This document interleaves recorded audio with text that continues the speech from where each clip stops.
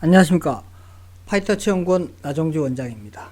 2021년 들어서 처음 인사드립니다. 좀 늦었지만 새해 복 많이 받으시기 바랍니다. 본격 주제를 논하기에 앞서서 한 가지를 좀 공지하고 좀 시작하도록 하겠습니다. 제가 작년에는 이제 이봉규 TV를 매주 1회 나가고 또 황태순 TV를 2주에 한 번씩 나갔는데 올해부터는 이봉규 TV는 이제 나가지 않기로 했습니다. 제가 이봉기 TV에 나가기 위해서, 이제 방송을 이제 두 개를 준비했죠. 그래서 재방송에서 이제 화요일에 방송하고 또 금요일에 방송하고. 그래서 그 방송한 걸 가지고 이제 이봉기 TV에 나가서, 많은 국민이 좀 보기를 바라는 측면에서, 방송에 나갔습니다. 제가 이제 본업이 있는 연구자로서 연구원, 파이터치 연구원 원장으로서 임무를 수행하면서 언론에 나오지 않은 주로 이제 경제 위주로 새로운 데이터를 발굴해서 두 개를 해서 방송에 나가려다 보니까 너무나 좀 힘들었습니다. 그래서 이제 올해부터는 이제 이봉규 TV는 나가지 않고 좀 방송을 이렇게 좀 바꾸고자 합니다. 화요일에는 이제 매주 화요일에는 이제 예전처럼 언론에 나오지 않은 데이터를 경제 정책 위주로 이제 데이터를 발굴해서 여러분들에게 이제 소개하는 시간을 매주 화요일에 계속 진행을 하고, 그 다음에 이제 금요일에 했던 그 방송은 이제 예전 방송처럼 하지 않고 이제 정치라든가 사회의 현안 이슈에 대해서도 데이터가 아닌 저의 또 논평을 좀 시작하도록 하겠습니다. 그래서 그거는 이제 금요일로 특정하지 않고 이 이슈에 따라서 사항에 맞춰서 제가 등장해서 여러분에게 논평을 해드리도록 하겠습니다. 제가 아까도 말씀드린 것처럼 파이터치 연구원 원장 임무를 수행하다 보니까 이제 좀 어려움이 많은데, 원장을 하면서 제가 그냥 관리 역할만 하는 게 아니라 제 연구도 하고 있습니다. 경제학 박사로서 별도의 연구를 이제 몇 개월에 걸쳐서 계속 수행을 하고 있고, 그 다음에 밑에 파이터치 연구원 원장으로서 또 관리를 같이 병행하다 보니까 좀 어려움이 많았고, 그 상황에서 이제 유튜브를 이제 진행을 했습니다. 더군다나 이제 언론에 보도된 그런 기사를 논평하는 것이 아니라 새로운 데이터를 발굴하는 거여서 두 개를 또 하다 보니까 일주일에 상당히 좀 어려움이 많았습니다. 그래서 올해는 이제 하나만 매주 화요일에 그것을 발굴해서 여러분들에게 말씀을 드리고, 그 다음에 기타 요일에는 언론에 나와 있는 정치 이슈라든가 사회 이슈를 제가 요약해서 논평을 할 수 있도록 하도록 하겠습니다. 이 논평은 이제 어떤 요일을 특정하지 않고 사항에 맞춰서 실시하도록 하겠습니다. 자, 오늘 본격 주제를 좀 말씀을 드리면, 부동산 이슈에 대해서 좀 말씀을 드리려고 하는데, 부동산 이슈가 계속해서 큰 이제 화두로 떠오르고 있죠. 특히나 이제 이 다주택자에 대한 이제 정부의 규제가 아주 심하죠. 그래서 정부는 이 다주택자를 규제하면 집값을 잡을 수 있다, 즉 집값을 하락할 수 있다, 이렇게 생각하고 여러 가지 다주택자에 대한 규제를 좀 했죠. 그런데 주택산업연구원에서 최근 이제 연구한 보고서에 보면은 이 다주택자의 비율이 많을수록 오히려 집값이 하락한다, 이러한 결과를 내놨습니다. 좀 특이하지 않습니까? 좀 우리가 알고 있는, 그러니까 다주택자가 이제 집을 한 사람이 여러 개를 가짐으로 해서 집의 공급이 줄어들죠. 공급이 줄어들다 보니까 이제 가격이 이제 오른다. 그래서 다주택자가 많을수록 집값이 오른다라고 봤는데, 오히려 다주택자가 많을수록 집값이 하락한다는 주택산업연구원의 정반대되는 결과가 나왔습니다. 그 내용에 대해서 오늘 좀 말씀드리도록 하겠습니다. 다주택자를 규제하기 위한 여러 가지 법안이 있지만, 최근에 이슈가 된 그 법안이 있습니다. 바로 1가구 1주택 법안입니다. 그 관련된 내용부터 먼저 살펴보도록 하겠습니다. 진성준 더불어민주당 의원이 1가구 1주택 보유 및 거주 원칙을 명시하는 내용의 주거기본법 개정안을 이제 대표 발의를 했습니다. 이제 작년 이제 12월 달에 발의를 했는데, 이 진 의원은 국민이 실질적으로 주거권을 보장받기 위해서는 무주택자인 주택의 실거주자에게 주택을 우선 공급하고 주택이 자산 증식이나 투기의 수단이 되지 않도록 해야 한다는 지적이 있었다라고 이제 설명을 했습니다.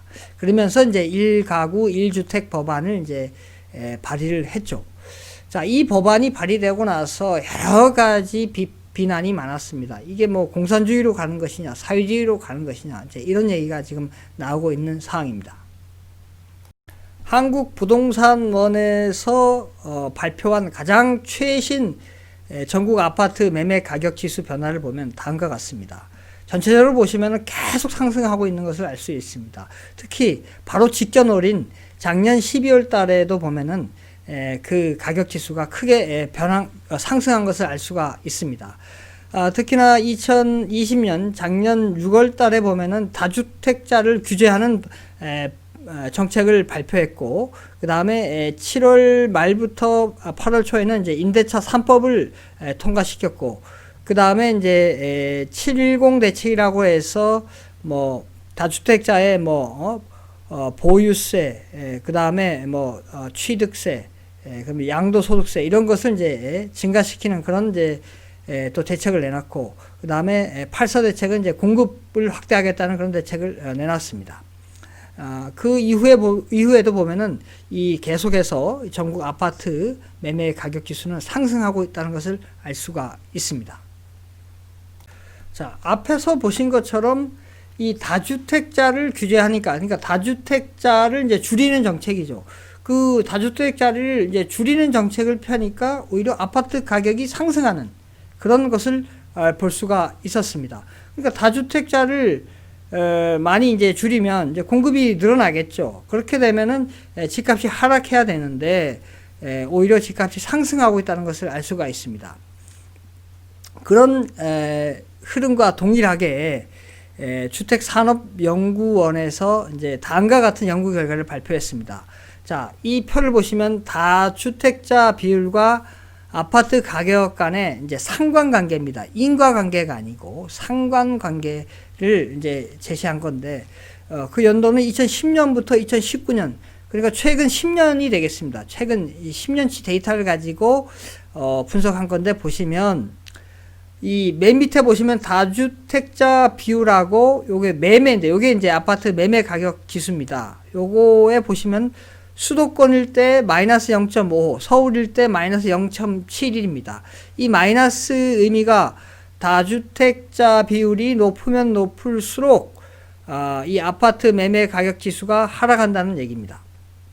그리고 이 계수값이 크면 클수록 그 반비례 관계가 커진다는 거죠. 그러니까 아파트 가격 비율이 높으면, 다주택자가 많으면 많을수록 그 아파트 가격이 더 하락한다는 거죠. 개수가 더 클수록. 그러니까 서울이 더 크다는 걸 알 수가 있습니다. 그러니까 서울에서는 이 다주택 비율이 높으면 높을수록 아파트 가격이 더 하락했다는 것을 알 수가 있습니다. 자, 앞에서 본 이 상관관계를 한번 그래프로 살펴보도록 하겠습니다. 먼저 수도권입니다. 자, 보시면은 이제 약간 까만색이 이제 수도권의 아파트 매매 가격 지수고, 그 다음에 이게 하늘색, 약간 파란색, 요게 다주택 비율입니다. 수도권에. 자, 보시면 그 연도는 2006년부터 2019년까지 되어 있습니다. 자, 보시면은 중간에 2013년도, 2014년도에 이 다주택자 비율이 상승하고 있죠. 상승했고, 그 다음에 이 아파트 매매 가격 지수는 하락했다는 것을 알 수가 있습니다. 그리고 완전히 반비례 관계죠. 그러니까 요때가 이제 박근혜 정부 시절인데, 이 박근혜 정부 시절의 다주택자 비율, 물론 이제 이명박 정부부터 이제 이어지는 건데, 그리고 이명박 정부 이전에는 노무현 정부 시절이죠. 노무현 정부 시절에 보면은 다주택 비율이 하락했고, 그때 아파트 매매 가격 지수는 또 상승했습니다. 그리고 문재인 정부 최근에 보면은 이 다주택 비율이 하락했고 아파트 매매 가격 지수는 이 상승한 걸 알 수가 있습니다. 그러니까 다시 정리하자면은 박근혜 정부 때는 이 다주택자 비율이 높을수록 아파트 가격은 하락했고, 그 다음에 노무현 정부, 문재인 정부에는 이 다주택자 비율이 하락할수록 아파트 가격은 이 상승했다는 것을 알 수가 있습니다. 그러니까 완전 반비례의 관계가 있다는 것을 알 수가 있죠. 그래프로 확인해 봐도.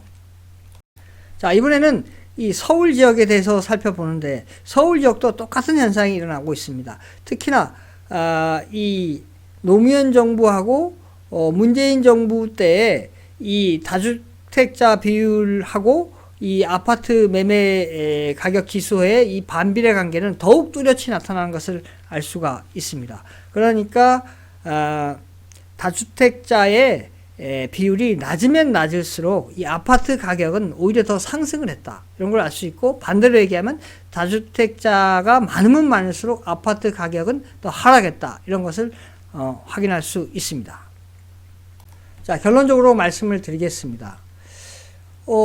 다주택자가 많으면 많을수록 아파트 가격이 하락했다. 요걸 인과관계로 보면 안 될 것 같습니다. 아까 보신 것처럼 주택산업연구원에서 제시한 거는 상관관계입니다. 그러니까 인과관계는 원인과 결과지 않습니까? 그러니까 다주택자 비율이 높아서 아파트 가격이 하락했다. 그렇다고 볼 수는 없는 거죠.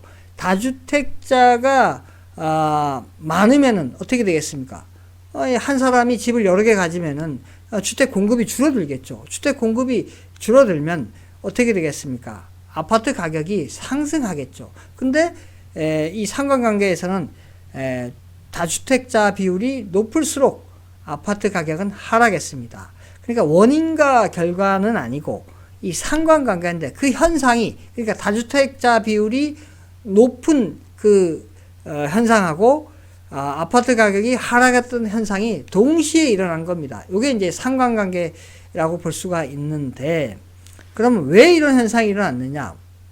바로 이렇습니다. 이명박 박근혜 정부 때는 시장 자율, 부동산 시장에 이제 많이 맡긴 거죠. 친시장적으로 맡기니까 어떻게 되겠습니까? 규제를 많이 안 하니까. 그러니까 한 사람이 이제 아파트를 뭐 더 사기도 했겠죠. 그러니까 다주택자가 많은 비율이 늘었던 것입니다.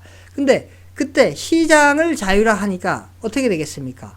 이 공급도 늘렸죠. 이제 시장에 맡겨서 수요와 공급에 의해서 주택 공급을 늘리니까 어떻게 되겠습니까? 이게 바로 주택 가격이 하락했던 것입니다. 그래서 이 다주택자가 많을 때 주택 가격이 하락했던 것이지, 다주택자가 많아서 주택 가격이 하락한 이러한 인과관계는 아니고 상관관계를 확인할 수 있었습니다. 그럼 여기서 우리가 의미하는 바는 뭐냐면, 현 정부에서 이 다주택자를 줄여서 주택 가격을 낮추겠다고 했는데, 지금 보신 것처럼 실제 나타나는 현상은 다주택자가 많을 때 주택 가격은 하락했습니다. 그래서 시장에 맡겨서 결국은 맡기면 다주택자는 많게 되고, 그 다음에 주택 가격은 하락하게 된다는 거죠. 그래서 현 정부에서 얘기하는 다주택자의 비율을 줄여서 주택 가격을 하락하게 한다, 그 현상은 나타날 수 없다는 거죠. 그래서 현 정부에서 생각하는 거는 잘못됐다. 그러니까 현상으로 나타나는 거는 시장에 맡기면 다주택자는 늘어나지만 주택 가격은 하락한다. 그래서 주택 가격 하락하는 것이 이 정부의 목적이라면 시장에 맡겨서 오히려 다주택자는 많이 생기는 것은 어쩔 수 없는 현상이다. 이렇게 볼 수가 있습니다. 오늘은 여기까지 하겠습니다. 구독, 좋아요 부탁드립니다. 감사합니다.